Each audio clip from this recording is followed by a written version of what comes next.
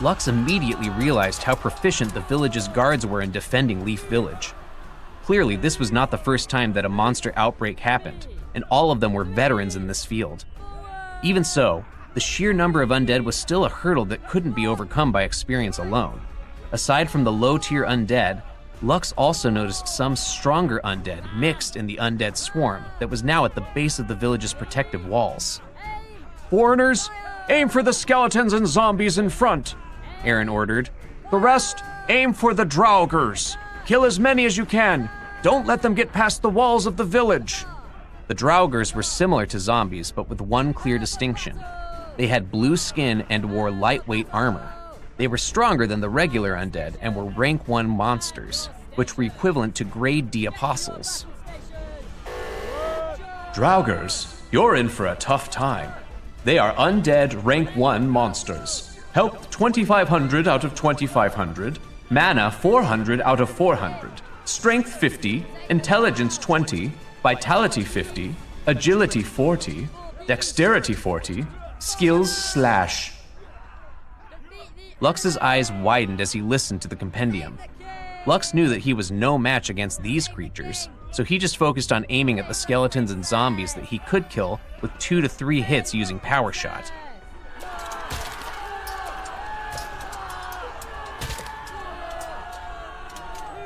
After a few minutes, bones started to pile up at the base of the protective wall.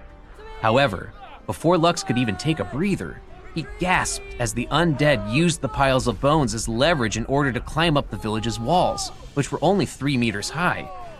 Some of the undead even used each other as a ladder in order to breach their defenses. Aaron shouted one order after the other in order to stop the undead's advance, but it was futile. A scream that came from a little dwarf reached Lux's ears, so he immediately turned to his left side to see what was happening. A Draugr managed to climb up the ramparts and pierced one of the town guard's chest with its sword. Aaron hurriedly charged at the Draugr and sent it flying back toward the undead army with one powerful strike of his mithril hammer. The stabbed town's guard got lucky because the sword didn't pierce too deep due to his armor. The half-elf thought that the guard would immediately retreat to tend to his injuries, but to his surprise, the dwarf kept on fighting. Impressive. Lux could clearly see that the dwarf was in pain, but he was still forcing himself to swing his mace at the undead who were trying to breach the walls, with one hand pressing over his bloody chest. "Someone heal him!" Lux shouted as Diablo parried a sword strike that Lux wasn't able to block due to his concern over the guard's condition. The red-headed boy knew that although this world was similar to that of a game, it was not. The Elysians were not NPCs, but real breathing people. Ariel hammered this fact into his head even before he came to this strange new world, in the hope that Lux would not treat everything as if he was just playing an RPG game. "Just focus on what's in front of you, boy," one of the town guards who was fighting near Lux shouted as he smashed his shield on a zombie's head. "He'll be fine after a drink or two later, so keep swinging your damn sword at these bastards." Lux was about to argue, but the skeleton sword that was about to slash his face prevented him from doing so. Raising his shield, Lux blocked the attack and used Shield Bash to smash the skeleton's head to bits. "How are we supposed to survive for an hour like this?" Lux gritted his teeth as he and Diablo slashed at the monsters that now managed to climb up the ramparts to engage them in close combat. Everyone was fighting with everything they had. The town's guards, Colette and her party members, as well as the other dwarves who were basically little children. Lux ordered his forest wolf to grab a fallen dwarf child from the ramparts and ordered it to take her to the village to get some treatment. Although there were over a dozen clerics who could heal the injured, there were just too many people for them to attend to. They couldn't heal everyone. For their part, the town guards did their best to protect the children who were fighting alongside them. This caused them to suffer grave injuries while others died alongside the children they were protecting due to being ganged up on by the undead who now took a foothold in their last line of defense. Colette and Maddie were being pushed back by the growing number of zombies, while the town guards focused their attention on the Draugrs, who posed a threat to the foreigners who were only a match for the low-tier undead. Seeing that they could only suffer more casualties if they continued like this, Aaron had no choice but to order everyone to retreat and use guerrilla tactics against the undead. "What about the villagers?" Colette asked one of the town guards who helped them retreat from the front lines. Did they already evacuate? Aye, lass, the town guard replied. They are now in the underground shelter.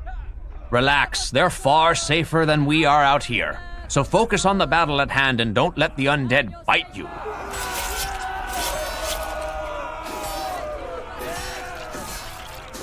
The minutes passed by as the defenders and the undead clashed against each other. Some of the villagers chose not to escape to the shelter and were fighting against the undead by shooting crossbows at them from their rooftops. Others were on the ground, swinging their axes left and right, desperately hoping to protect their families currently hiding in the shelter. Lux was doing his best to help transport the injured dwarves at the rear of the battlefield, where the clerics were currently treating everyone.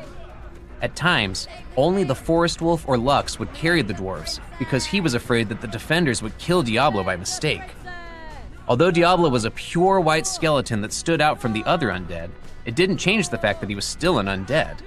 To prevent misunderstandings, Lux ordered his named creature to fight alongside Colette's party and protect them to the best of its abilities. Diablo already died 3 times in an effort to protect Lux and the other dwarves from the swarm of undead that showed no signs of stopping their rampage. As Lux was carrying a stabbed dwarf boy, he found himself blocked by a draugr that just killed one of the town's guards. Although the rank 1 monster was missing an arm, it was still a monster that was stronger than the half-elf, which made Lux's face turn pale.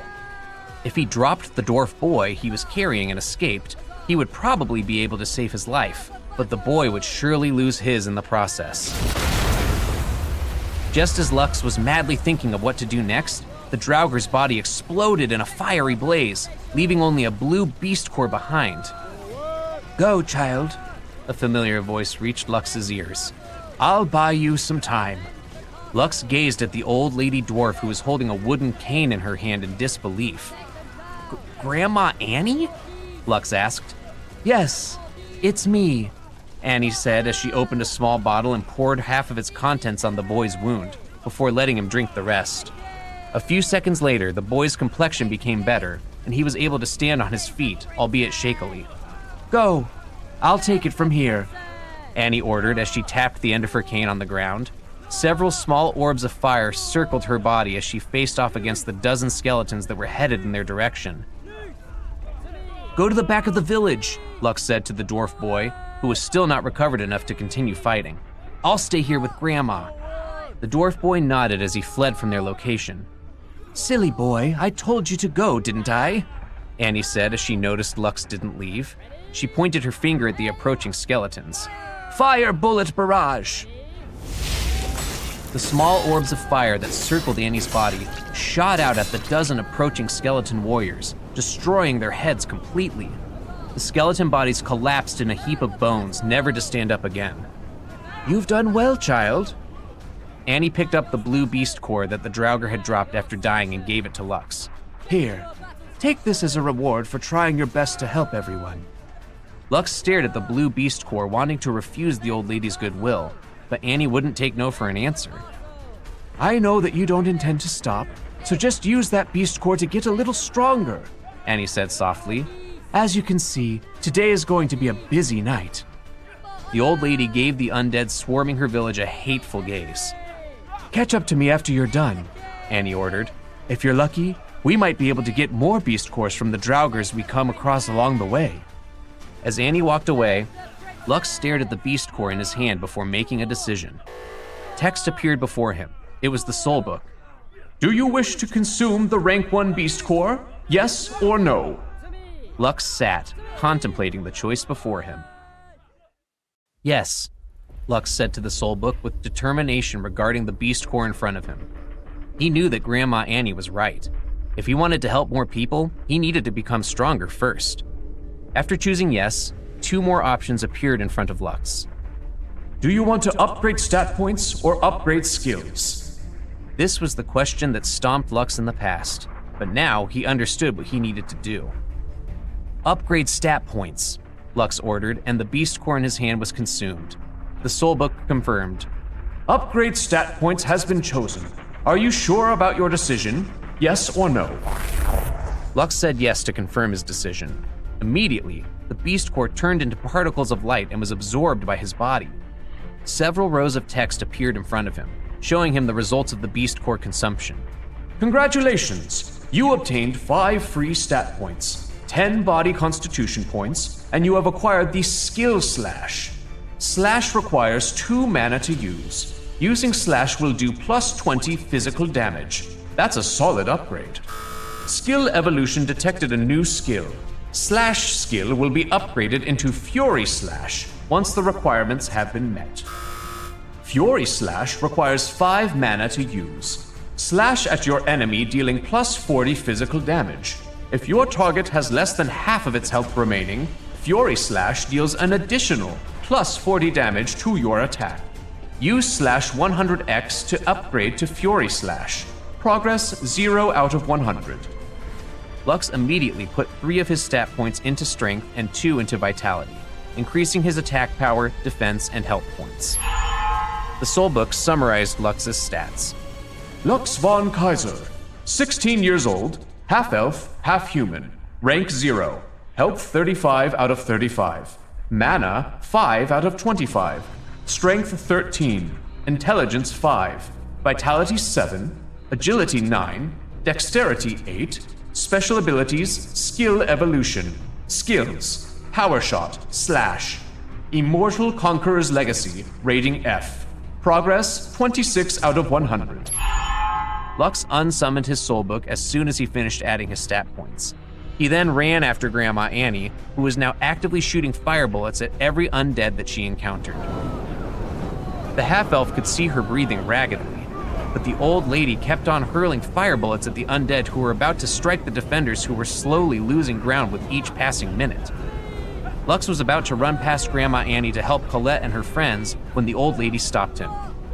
"Take this, Lux," Grandma Annie said as she handed him a dozen honey-flavored leaf candies that restored health and mana by 50 points. "Don't be afraid to use them whenever you need to. I have more than enough, so if you run out, just come and find me." Grandma Annie winked at Lux before putting a candy inside her mouth. Immediately, her complexion became better after replenishing her mana reserves. "I will," Lux nodded. "Thank you, Grandma Annie." Lux gave her a brief bow before running toward Colette, Maddie, and Diablo, who were in an intense battle against several undead that encircled them. Just as he arrived at their location, Diablo turned into particles of light after getting slashed by an undead that was meant to hit Maddie from behind. "Rise and fight once more, Diablo," Lux ordered, and the white skeleton reappeared beside him with red flames burning in its hollow eye sockets. Lux felt a bit lightheaded because his mana almost dropped to 0 after summoning his named creature for the 4th time. He hurriedly ate one of the candies that Grandma Annie gave to him and immediately felt better afterwards. "Colette, take one and give the rest to your friends," Lux ordered as he handed 6 candies to the little girl who was breathing heavily. Her tear-stained face, which was proof of the death and terror that she witnessed tonight, made his heart ache. "These candies will help you recover your stamina, as well as your mana," Lux explained. "You see that old lady over there shooting fire bullets? If you need more candies, just go to her." Colette was still in a daze, but she was able to nod her head in understanding. After passing the candies to her friends, she ate one, which immediately made her feel that her strength had returned to her. "Let's fight together," Lux said as he faced the undead that now gathered up in front of them. "Right!" Colette gripped her mace with both hands. "Everyone, let's fight!" "Yes!" "Summon Forest Wolf," Lux ordered, and a meter-tall Forest Wolf appeared beside him. Although the Forest Wolf was only slightly stronger than a skeleton warrior, having more allies was better than having none. "Charge!" Lux shouted as he ran with Diablo and the Forest Wolf at his left and right side. Colette and her party were right behind him as they supported Grandma Annie in holding back the undead. "Slash!" Lux shouted as he slashed his sword in a wide arc, instantly beheading 2 zombies in front of him. Fury Slash, progress 1 out of 100. The low-tier undead didn't drop beast cores. Only ranked 1 monsters and above, like the Draugr, did. Unlike the half-elf, Colette and the others gained experience points from killing monsters. These points allowed them to level up, which gave them free stat points that they could distribute however they saw fit. When Ariel initially explained this to him, Lux argued that this was unfair treatment. Unlike the other Soleans, who could level up, The half-elf didn't have this advantage. Ariel smiled at him at that time and told him the reason why he was unable to gain experience points by killing monsters was because his soul was damaged and wasn't able to be born naturally in the world of Silias. Because of this, the laws of the world didn't apply to him because he was more of a transmigrator than a reincarnator. However, Ariel assured him that compared to Silians, Lux's progress was far superior. Instead of waiting to level up, he would receive quests that would directly upgrade his stat and skill points, which Colette and her friends were unable to do. Also, Ariel added that each time a person in Silias leveled up, they would only get 3 stat points that they could distribute freely. Although they could progress faster in the earlier levels, when it came to the middle levels, unless their families were rich and had many beast cores and other resources in their possessions, Lux would leave them in the dust because of his no leveling up stats and skill points upgrade.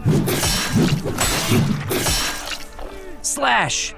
Lux faced 3 zombies and cut their bodies in half with the sword in his hand. Fury Slash. Progress 5 out of 100. Checking his mana reserves, Lux sighed when he realized that he could at most use Slash 5 more times before his mana points would be down to 5. His mana regeneration of 1 mana point recovered every 2 minutes was not enough to obliterate the low-tier undead in his path. I'll add some points to intelligence later, Lux thought as he used his shield to block the attack aimed at his chest. At this rate, I might choose the magic swordsman profession when I get a total of 100 combined stat points. Just like in games, there was also a job class change function in Elysium. They could use this function by going to the Adventurers Guild, temples, or shrines that were scattered all over Elysium. Just as the red-headed boy was sighing over his limited mana capacity, Grandma Annie shouted for them to retreat. Lux backed off, just in time to dodge a thrown sword headed in his direction. When the red-headed boy looked in the direction where the sword came from, he found 3 menacing draugrs walking leisurely toward their group.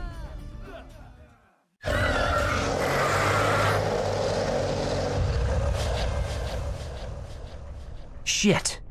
Lux cursed out loud at the 3 rank 1 draugrs that stalked mercilessly toward them. Run! Grandma Annie ordered. I can take one of them, but I can't beat 3 at the same time. Let's retreat! Colette and her friends supported the old lady as they retreated, but the draugrs didn't plan to just watch and let them escape. They charged. Block them! Lux ordered. Go, Diablo! The forest wolf and Diablo moved forward to intercept the 3 draugrs in order to buy them some time to escape their pursuit. Unfortunately, it only took 1 slash for the forest wolf and Diablo to turn into particles of light, which only brought them a few seconds of reprieve. Gritting his teeth, Lux stopped running and held his ground. Holding his shield, Dawn, and one-handed sword, Tranquility, he once again summoned Diablo and the forest wolf by his side. After doing so, he swapped his sword for the Dagger of Frost. The soul book read aloud the dagger's stats and properties. The Dagger of Frost is a rare weapon. Its attack deals out 10 to 15 damage and allows you to use the skill Ice Slash. Ice Slash deals 20 to 25 frost damage to creatures that are within 5 meters of the user. It has a chance of freezing the user's enemy for 5 seconds. Skill cooldown takes approximately 2 minutes. Ice Slash! Lux roared, sending a white crescent energy blade flying toward the 3 draugrs that were running at him.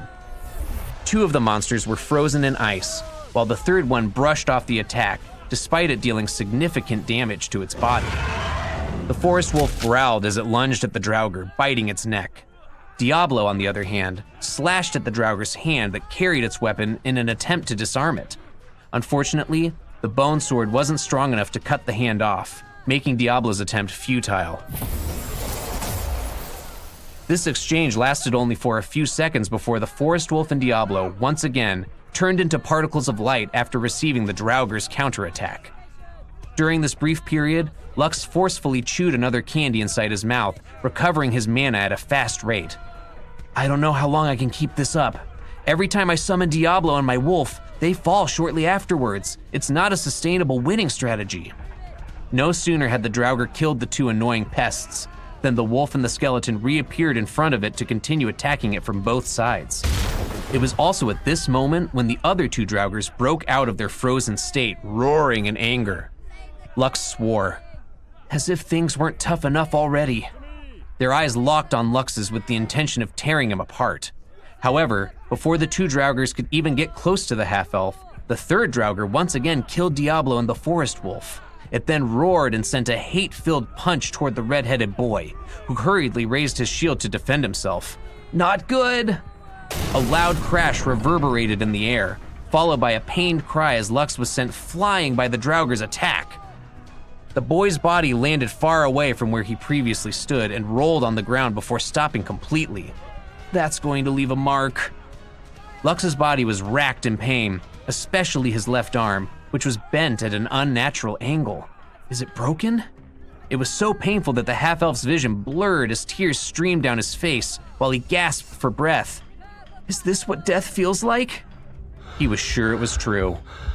With every breath he took, he felt a sharp pain in his chest and wondered how many of his ribs were broken.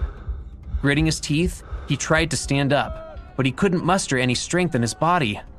Grandma, Vera, Lux said between pain breaths. I'm sorry. Lux looked up at the three Draugrs who were looking down on him with their swords raised high. He knew that he no longer had the ability to dodge the assault of the three ranked 1 monsters that surpassed his current abilities. His only regret was that he wouldn't be able to keep his promises to his grandma Vera, Ariel, and Max. I'm sorry. I failed. Lux sighed as he closed his eyes, waiting for the strikes that would end his life, but they never came. Instead, he felt a wave of hot air wash over his body, making him open his eyes abruptly. The three Draugrs in front of him were roaring in pain as their bodies were consumed by blazing flames that illuminated the dark night sky. It was also at that moment when the mighty sound of a blowing horn reached Lux's ears. The ground trembled as hundreds of hooves made their way toward the front lines of the battle. Who's coming? Suddenly, something jumped over Lux's body on the ground. What was that? As if time slowed down, Lux was able to see the face of an armor-wearing dwarf who looked down on him from the back of a 1.5-meter tall mountain goat. Their gazes met for what felt like an eternity before time once again flowed naturally. Who are you? Lux asked the dwarf. Charge! The dwarf didn't respond to Lux before he jumped over his body. Ride, warriors of Noria! Push them back! Kill! Hundreds of mounted goat riders passed over Lux's body as they shouted their war cries. The goats rammed the undead army, obliterating the skeleton warriors that blocked their way. Riders of Noria? Are these our reinforcements? The weakest of the goat riders were equivalent to grade C apostles, rank 2 monsters, which was more than enough to easily beat 2 Draugrs simultaneously. Cheering broke out across the village as their powerful reinforcements arrived. Lux felt his body easing up as he heard the sound of war cries spread across the village because powerful reinforcements from the stronghold of Noria had arrived. They cut through the undead horde like a hot knife cutting through butter, immediately turning the tides of battle. Due to how intense the situation was, Lux completely forgot to check the remaining time of the quest that he had deemed almost impossible to clear. The hour is up. Soon, the half-elf lay on the ground motionless. He fell unconscious due to exhaustion and relief. You guys, take it from here. I'm just going to take a little nap. The half-elf didn't even stir at the ringing sound that marked the successful completion of his quest, which had pushed his physical, mental, and emotional states to their limits. He simply laid on the ground, completely still and entirely unsure if he would ever get up again.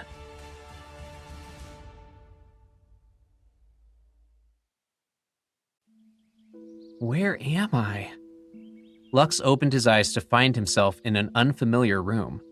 Groggy and disoriented, he blinked away the remnants of sleep that clung to his eyes, his mind slowly piecing together the events that had transpired hours ago.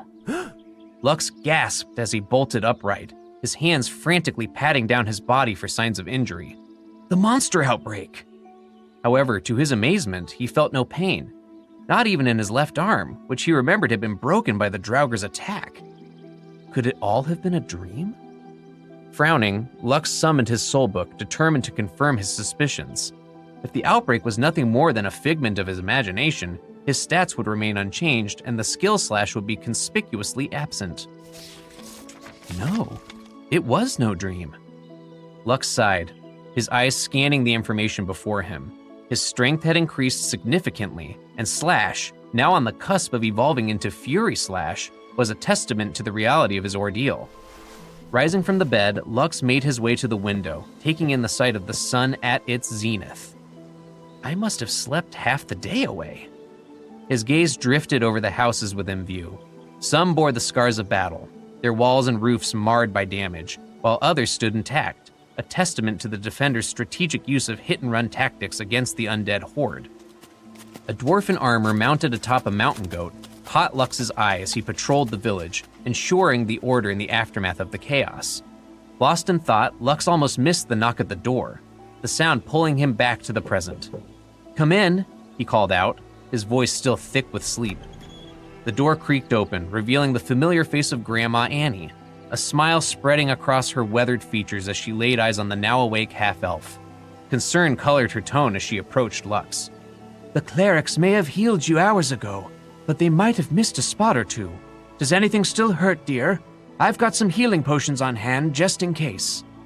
Lux shook his head, a grateful smile tugging at his lips. "I'm fine, Grandma Annie.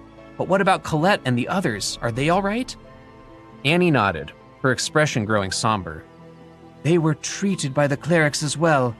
Not long ago, they stopped by the plaza before heading home, mentioning their intention to report the events of last night to their elders." She paused, a heavy sigh escaping her lips. "We lost many good people, Lux. By the grace of the village guards and the reinforcements from the stronghold of Noria, less than a dozen children perished, but even one is too many." Annie sighed, her voice growing thick with emotion. "It's a bitter truth, but as adults, we cannot bear to see children die before our eyes, even if they are foreigners. Without their bravery, we might not have held out long enough for help to arrive." Lux listened intently as Grandma Annie recounted the losses they suffered. Nearly 200 village guards, 2/3 of their total force, had fallen in the night's battle. The presence of the Draugrs among the undead swarm had taken a heavy toll, their rank 1 strength proving a nightmare for the beginner's zone village. Lux took a seat on the couch beside the aged dwarf. How often do these monster outbreaks occur? Annie's expression grew grim.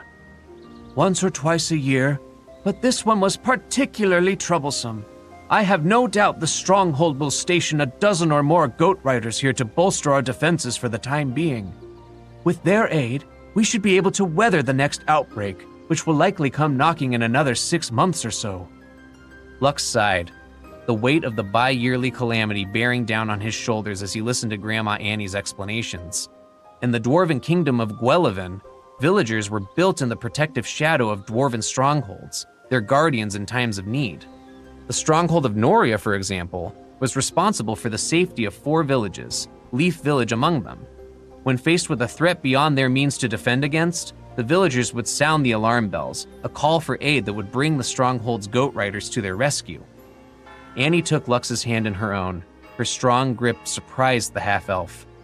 "You showed true courage last night, Lux, and I cannot thank you enough for standing against those Draugrs, buying us the time we needed to escape."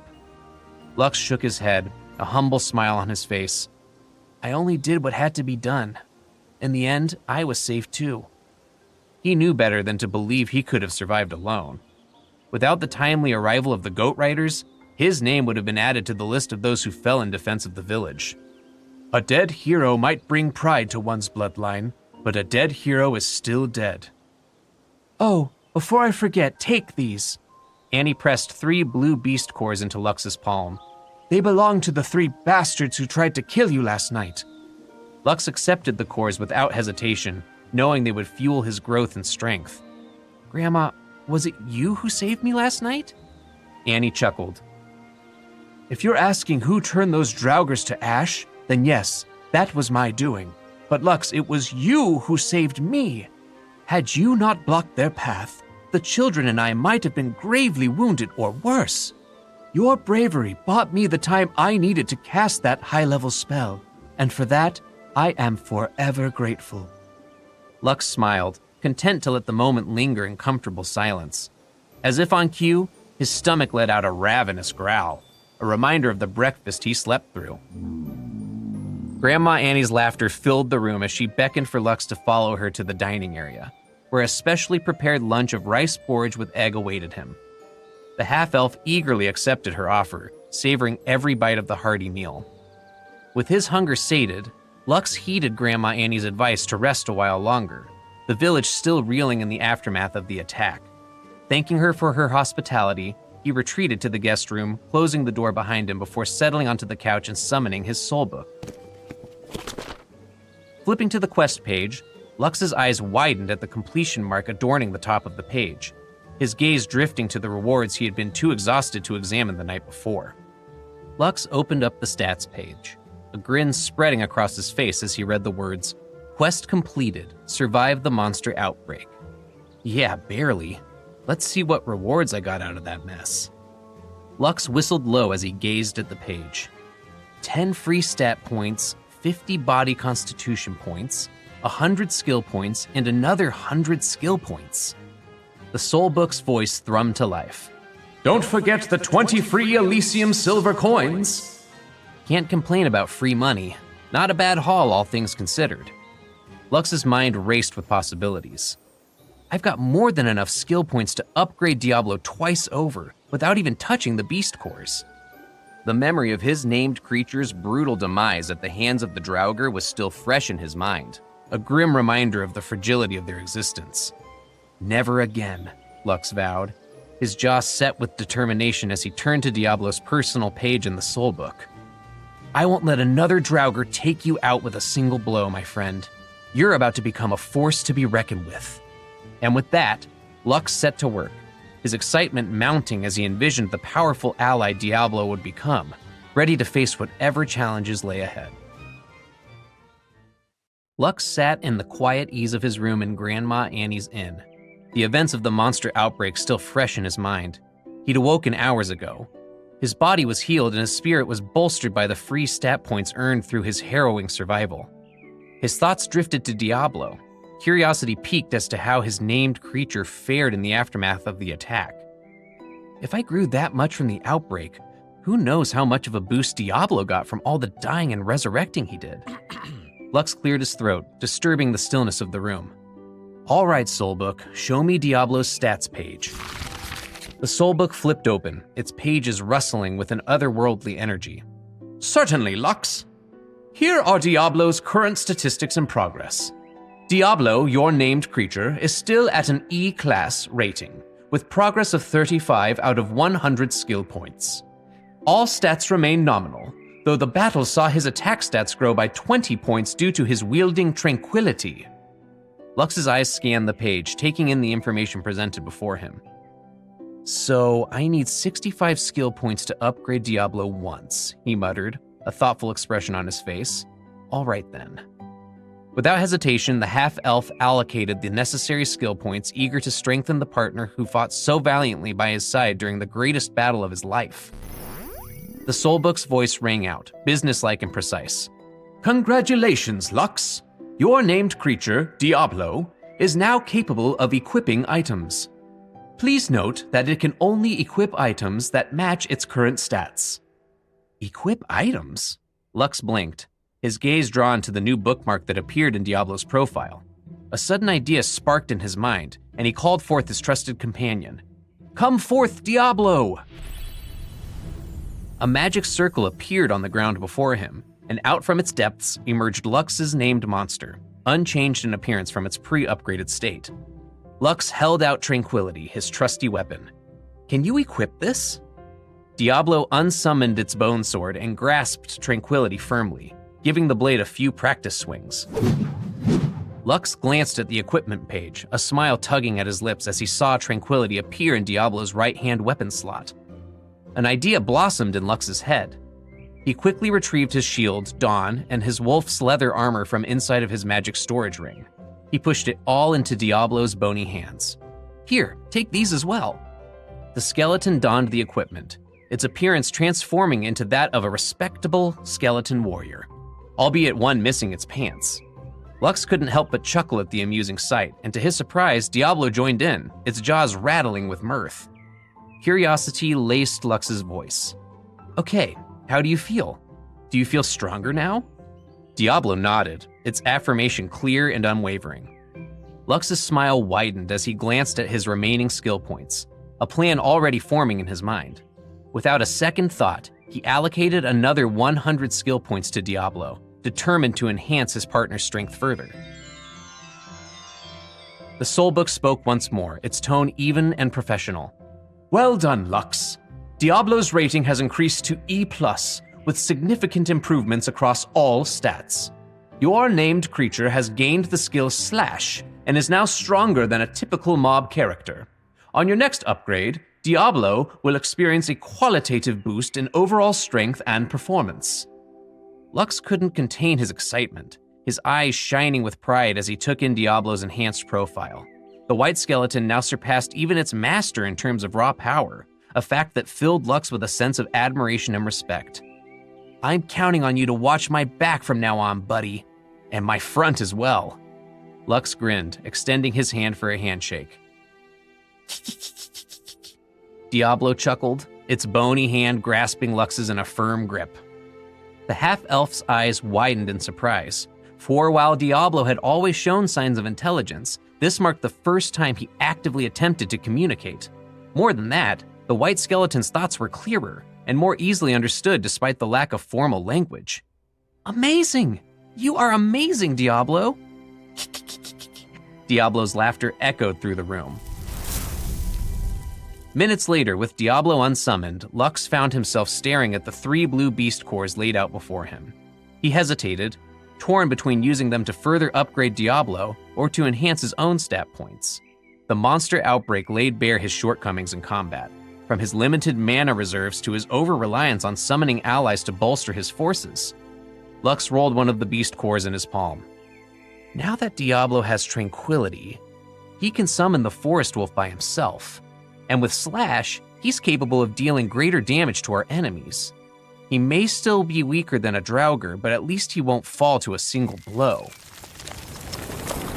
After much deliberation, Lux returned the beast cores to his storage ring, and his decision was made.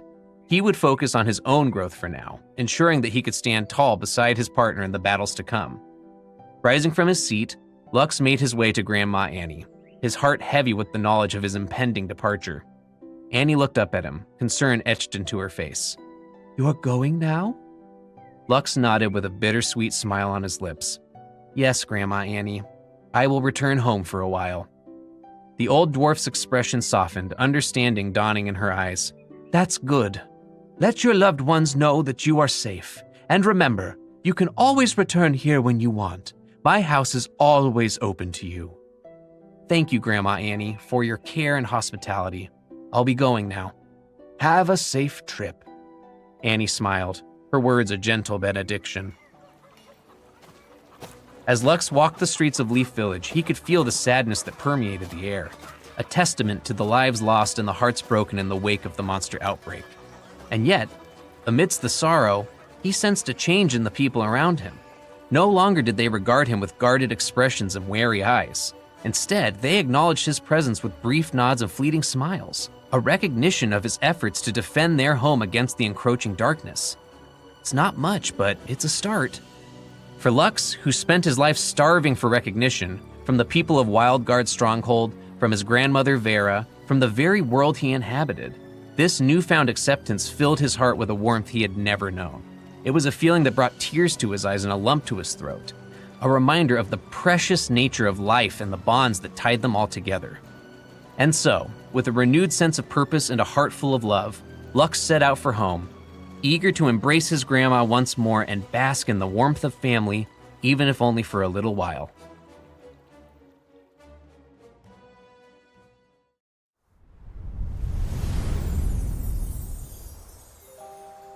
Lux materialized inside the training room of Grandma Vera's house, his journey magically aided by the travel ring that Ariel, the god of games, gifted him when he'd first set out for Elysium. Lux's voice echoed against the walls of the training room as he whispered softly into the stillness. "Grandma Vera, I'm back." Before he could take a step forward, the door swung open, revealing Vera, her face etched with surprise and relief. "Oh, sweet sunny child." Lux rushed forward, enveloping his grandmother in a tight embrace. "I'm back, Grandma." Vera held him close, her love palpable in the warmth of her arms. "Welcome." As she held onto her adopted grandson, Vera could sense a change in Lux's presence, a subtle shift from the boy who left for Elysium not long ago. Her intuition told her that her grandson had experienced something profound, something that compelled him to return home and seek her out. Vera pulled back to study Lux's face. "Are you hungry? I just had lunch, but it'll be easy for me to whip something up for you. I bought some fresh jellied eels from the market just this morning." Lux shook his head, a soft smile on his lips. "You've been trying to get me to eat that stuff since I was just knee-high, Grandma. I missed you, but not enough to change my mind on that particular dish. Besides, I ate before coming here." Fine. Let's head to the living room." Vera grinned and patted her grandson gently on the shoulder, feeling the beginnings of muscle that lay underneath. "I want to hear all about what you've gotten yourself into while you've been away at Elysium." Lux nodded, his eyes bright with anticipation. "Can't wait." As they settled into the living room, Lux recounted his harrowing experience during the monster outbreak in Leaf Village. Vera listened intently, her heart clenching at the thought of the danger her grandson had faced. "It must have been a terrifying ordeal," Vera murmured, pulling Lux close to her side. "I'm just so grateful that you survived." Lux leaned into her embrace, his eyes fluttering closed. "I'm glad I survived too, Grandma. In those moments, I was more scared of leaving you alone than the thought of my death. The idea of you being left behind, it hurt more than anything." Vera tightened her hold on him, her fears mirroring his. The thought of losing Lux, one of her 3 remaining family members, was a pain she couldn't bear to imagine. Her voice grew hoarse with emotion, its tone barely above a whisper. "You don't have to go back, you know. You could always just sit back here and stay with little old me." "I wish I could, Grandma, honestly, but..." "There's still so much you want to do." "I understand. I was once young, brash, and adventurous like you, believe it or not. We might not share any blood, seeing as how I pulled you from a river, but I still say you inherited that trait from me." "Thanks for understanding." Vera sighed, but didn't attempt to dissuade him. She knew that all she could do was support her grandson and pray for his safety as he explored the world she once journeyed through herself. "Is there anything I can help you with?" Vera offered, her tone resolute. "As long as it's within my power, I will give it to you." Lux nodded, his expression growing serious. "Grandma, I need weapons, armor, and other equipment." "What about beast cores? I have more than a couple that I could spare."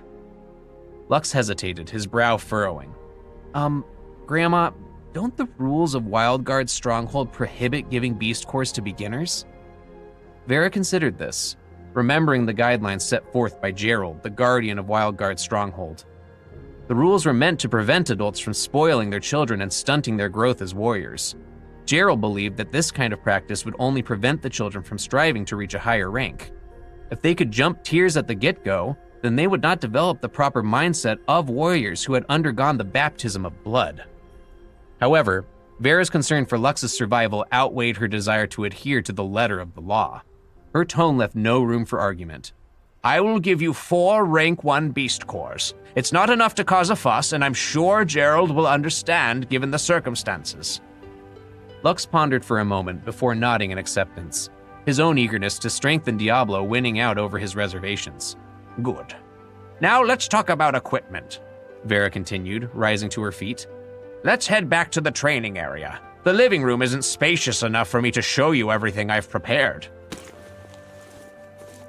"Holy shit, Grandma!" Lux's eyes widened as Vera laid out a vast array of weapons, armor, and artifacts before him. It was clear that his grandmother was saving these items, waiting for the day when Lux would ask for her help. As Lux appraised each piece, he realized that most required him to reach the apostle rank before he could wield them effectively. However, amidst the treasure trove, he found a set of equipment that made his heart soar. "Come forth, Diablo!" Lux called out, summoning his faithful companion to his side. The white skeleton appeared, clad in the wolf leather armor, Dawn, and Tranquility. Lux pointed to a sleek black armor set, his voice filled with excitement. "Change your armor to this." Diablo nodded, shedding the wolf leather armor and returning it to Lux. The half-elf pulled out his soulbook. "Soulbook, show me the stats of this armor set," Lux commanded.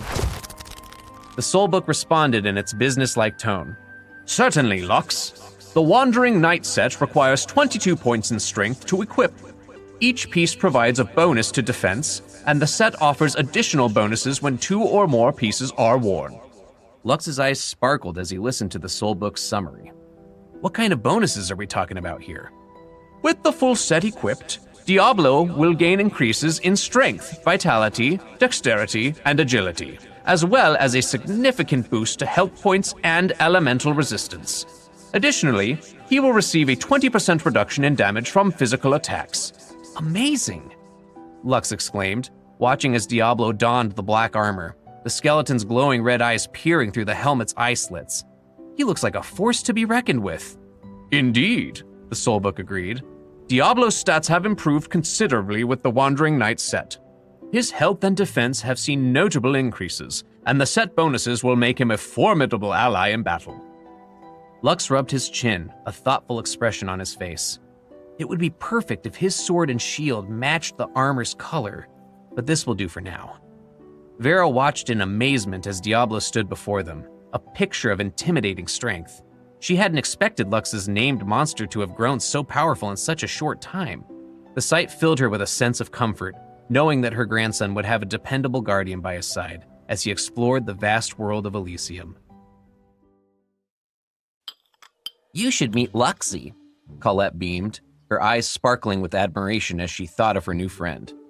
"Although he is a half-elf, he is as brave as a dwarf.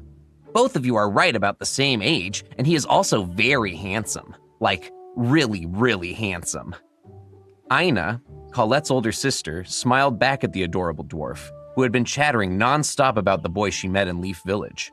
With her long blonde hair tied in a ponytail and her charming features, Aina looked like a doll crafted to perfection. Unlike the cute and bubbly Colette, Aina's allure was that of a flower on the cusp of blooming. Recognized as one of the top prodigies in both the Dwarven Kingdom of Gwellivan and the Dwarven Empire of Everith, in Salias, Aina's interest was piqued by her sister's tales. "This is the first time I've heard of a half-elf, or any other race for that matter, appearing in the beginner's village in the Dwarven lands of Elysium. So what is he like? Is he strong?" Colette shook her head, her ponytail swishing with the motion. "He's not that strong, but he is very cool. During the battle, he prioritized saving dwarves and transporting the injured to the treatment area at the far end of the village, away from the fighting." Aina sipped her tea and set down her teacup on the coffee table, eyeing her sister with a hint of skepticism. "Maybe he's just scared of fighting, so he prioritized taking the injured as an excuse to avoid getting killed." "Luxie isn't like that." Colette pouted, her eyes welling up with tears. "If he were afraid of fighting, he wouldn't have faced 3 Draugrs to let us escape. Those are 3 rank 1 monsters. If Luxie didn't block them, I might have died too, you know." Aina winced, regretting the words that caused her sister's sad outburst. "I'm sorry, Colette. I just misspoke. Your friend honestly isn't a coward. Far from it. He must be particularly brave." Colette's face lit up with a smile. "Yes, he is very brave. I already told Father that he saved my life, and he agreed to give him 10 rank 2 beast cores as a thank you gift." The mention of the reward caught Aina off guard. "Father sure is generous." "As we all should be." Aina understood her father's intentions. While he was genuinely grateful for the half-elf for saving Colette's life, gifting the young generation with such powerful items could lead to a false sense of security. The drastic increase in stat points from the beast cores might make them feel invincible, but the dangers of Elysium were far too numerous to be ignored. Aina leaned back in her chair and engaged with her innermost thoughts. The laws of the world dictated that foreigners could only remain in the beginner villages until they reached the apostle rank. Once they crossed that threshold, they had a mere 10 days before being forcefully teleported to the nearest intermediate area. It's a generous gift. Too generous. Father probably wants to force Lux to graduate from the beginner's village so that Colette will no longer be able to meet up with him again. A bit underhanded, but not necessarily a bad thing. Once he steps into the intermediate area, I'll be able to keep an eye out for this Luxie that Colette is so proud of. Aina frowned, her brow furrowing in concentration. The only question is, which intermediate area will he be transported to? The Dwarven Kingdom of Guelevin boasted over 20 intermediate towns for apostles and 5 cities, including the capital city, Aranwen, where the realm's rankers resided. Despite the seemingly small number, these towns were separated by vast distances. Aina had only registered in 3 towns thus far, granting her the ability to teleport to them at will. If Lux were to appear in any of the towns she visited before, she could personally thank the half-elf for saving her sister. Aina did some quick arithmetic in her head, making an educated guess at Lux's current stats. 10 rank 2 beast cores would be enough to give him at least 100 stat points. He would just need 100 more to reach the limit of the beginner's village. If he's talented enough, it would only take him 2 months to reach the apostle rank. Aina's calculations were based on her knowledge of gaining experience from monster kills and leveling up to acquire stat points. She was unaware that Lux could directly earn points by completing quests, negating the need for traditional leveling methods. Colette took her sister's hands in her own, looking up at Aina with puppy eyes. Once Lux and I come to the intermediate towns, make sure to take good care of us, okay, Aina? Aina smiled, giving her sister's hands a reassuring squeeze. Sure thing. However, you should understand that there will be people who bear prejudice toward him for not being a dwarf. Not many of us like humans, and although he is half-elf, he might still be shunned because of his race.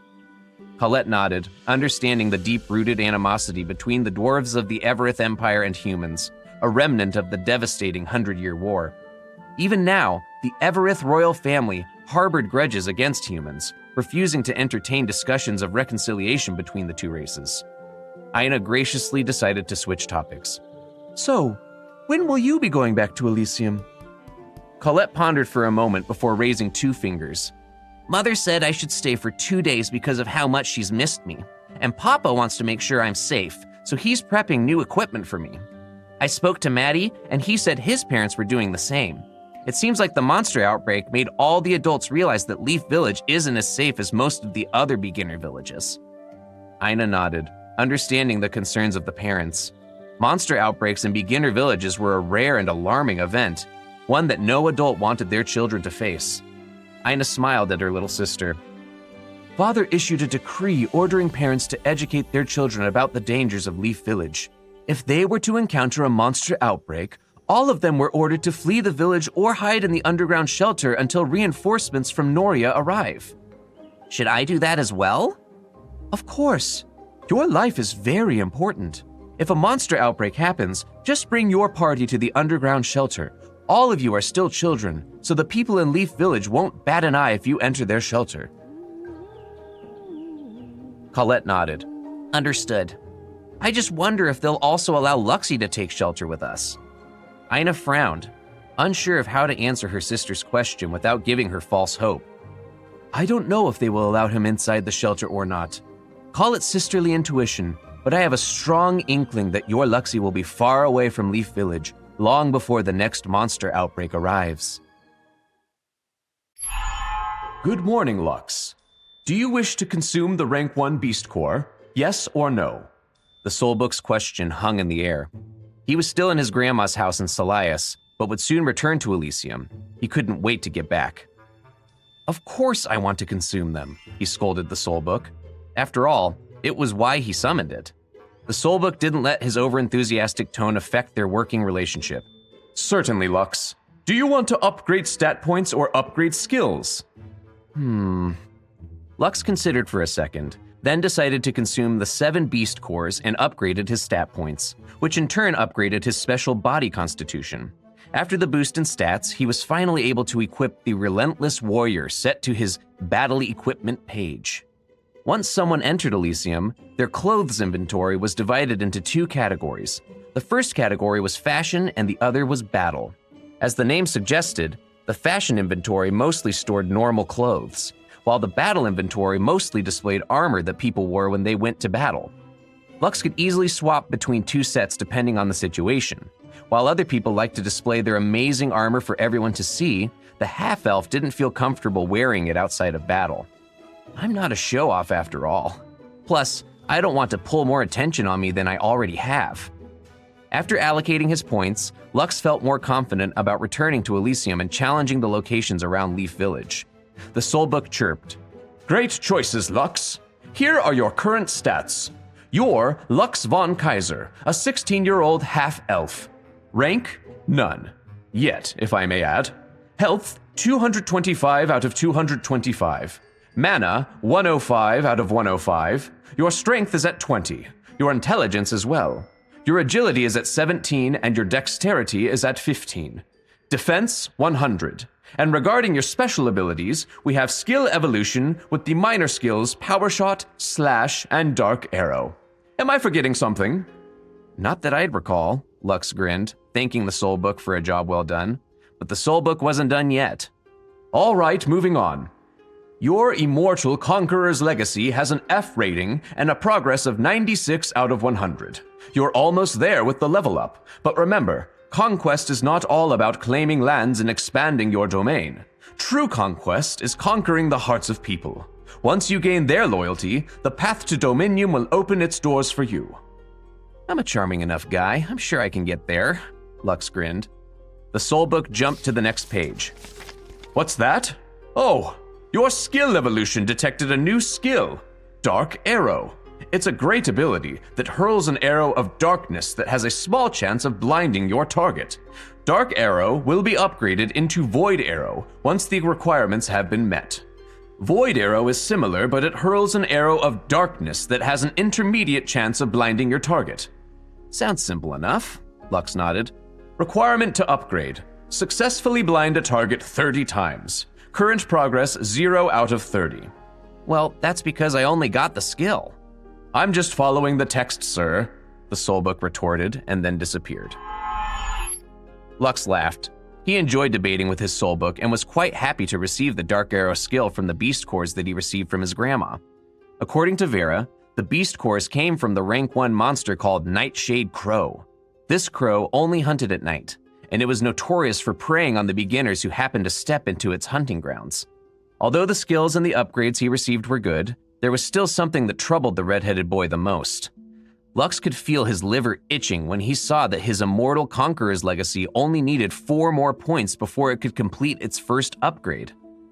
I think we have to do something about that. He was very curious about what kind of abilities it would unlock after it reached 100%. Because of this, Lux was hesitating whether or not he should ask his grandma for 1 more beast core to complete his upgrade. Vera could see his dilemma, but she only smiled at him. She understood the look on her grandson's face, but she didn't want to spoil him too much. Lux, I believe in you, Vera said as she patted her grandson's shoulder. I look forward to the day when you're able to surpass me. Lux smiled and nodded his head. I am also hoping for that day to come, Grandma. That way, it will be my turn to protect and take care of you. Vera chuckled as she ruffled her grandson's hair. No need to protect me. I'm already old enough to handle myself. Then, Grandma, is there anything you want? No matter what it is, I'll get it to you, Lux said with determination, which made Vera rub her chin in contemplation. Then she flashed a mischievous grin to Lux and said her dearest wish. I want to hold my great-grandchild, Vera replied. It doesn't have to be now, but I want to see them within 7 years. Do you think you can grant this wish of mine? Lux blushed because he didn't expect his grandma to ask him for a great-grandchild. I'm still a child myself, he thought to himself. Even so, he summoned his thick skin to give the person who raised him a determined answer. Don't worry, Grandma, Lux said as he patted his chest with confidence. Your grandson is very handsome, so I think I can handle it. But maybe in 10 years. Vera clapped her hands together. Wonderful! I didn't know that my grandson was so capable. Very well, I'll look forward to holding my great-grandchildren. You better work hard in Elysium and find me a good daughter-in-law. Lux could feel his cheeks burning after his embarrassing declaration. However, since he already said it, he would definitely fulfill it. The only problem was that he still had to wait a year before he could use the Wild Guard Stronghold's teleportation gate to connect to Elysium to meet with humans in the resource hub. Although the Dwarven lands were lovely, he felt that the dwarves wouldn't like to have a half-elf staying in their domain for a very long time. Lux readied himself. "Grandma, I'm going now." Take care, sweetheart. Come home when you get homesick. Lux reluctantly took a step back after hugging his grandma. "Always." Be safe always, Vera said as she waved her grandson goodbye. Lux nodded. "See you soon, Grandma." "Open! Heaven's door!" Lux strolled the streets of Leaf Village and saw that the houses damaged during the monster outbreak were being repaired. While the dwarven children played on the streets, their parents busied themselves with helping their village restore its previous state. Lux took a deep breath before taking steady steps toward the Adventurers Guild. He wanted to do his part to help Leaf Village in his own way. This was why Lux made a vow to himself. "It doesn't matter how long it takes," Lux thought as he approached the Adventurers Guild. "For as long as my heart keeps beating, I will do the right thing. That way, I can live this precious life given to me without any regrets." A week had passed since the monster outbreak. The residents of Leaf Village paid their respects to the brave men and women who stood their ground to protect their village from the undead that broke past their defenses. Because it was mainly the village's guards who battled against the monsters, they incurred the most casualties, and only a little more than 50 had survived. Aaron, who was the captain of the guards, requested his counterparts from the Noria stronghold to station 30 goat riders in their village to help bolster their defenses. The commander of Noria approved his request and stationed a group of dwarven defenders, known as the Black Thorn, to guard Leaf Village for the time being. These 30 mounted warriors had the rank of Grade C Apostles, the equivalent of a Rank 2 monster, and were led by their rider captain Boreas, who was a Grade B Apostle, and whose power equaled that of a Rank 3 monster. Due to the intensity of the battle, Aaron also broke through to the rank of a Grade B Apostle and became a staunch defender of the village. It was quite unfortunate that his about 50 subordinates who fought alongside him didn't break through and remained as Grade D Apostles, falling short of reaching the next rank. All in all, more than 80 defenders were left in Leaf Village as protectors. Back in the Adventurers Guild, Lux sat at a table opposite Colette and Maddie. The young dwarven girl happily slid a storage bag over the table to Lux. "Please, take this, Luxie. This is a thank you gift from my father for saving my life." "I don't remember saving your life." Lux was confused. Maddie snorted from his seat beside Colette. She's talking about the time when you held back those 3 Draugrs to let us escape. The young dwarf boy, who never liked Lux, acted as obnoxious as always. However, although his words sounded a bit rude, they no longer contained the contempt they originally had when the two of them met for the first time. In his own way, Maddie recognized Lux's bravery and no longer treated him with disdain. Lux accepted the storage bag and checked its contents. The red-headed boy almost dropped the bag given to him when he saw the 10 beast cords inside, each the size of a tennis ball.